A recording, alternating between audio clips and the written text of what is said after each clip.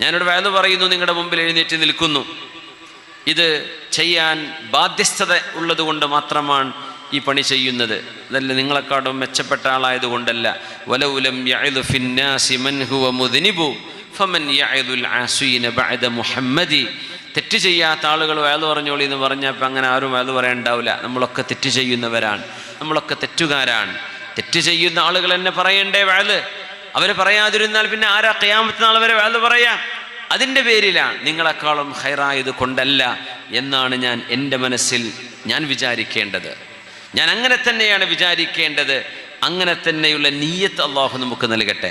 പിന്നെ ആളുകളുടെ മുമ്പിൽ വെച്ച് ഞാൻ വലിയ മോശക്കാരനാണ് അങ്ങനെ പറയുന്നത് ഒരു തരം റിയാ ആണ്. അങ്ങനെ പറയാൻ പാടില്ല എന്നാ. ഞാൻ വളരെ മോശപ്പെട്ട ആളാണ്, ഞാൻ നിങ്ങളെക്കാളും അങ്ങനെയാണ് ഇങ്ങനെയാണ് എന്ന് പരസ്യമായി പറയുന്നത്, അതിൻ്റെ പിന്നിലൂടെ ഞാൻ വലിയ ആളാണെന്ന് വിചാരിച്ചോട്ടെ എന്ന് വിചാരിക്കാനുള്ളൊരു ചിന്ത വരും. അതൊക്കെ ഫിത്തനയാണ്.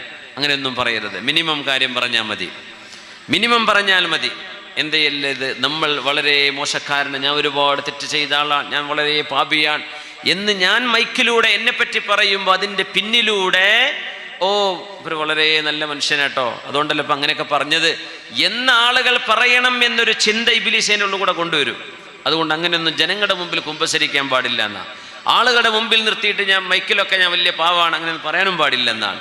മിനിമം പറയാം, ദുആ ഇറക്കാനും വസിയത്ത് ചെയ്യാനൊക്കെ പറയാം, അതിനപ്പുറത്തേക്ക് ചെയ്യരുത്.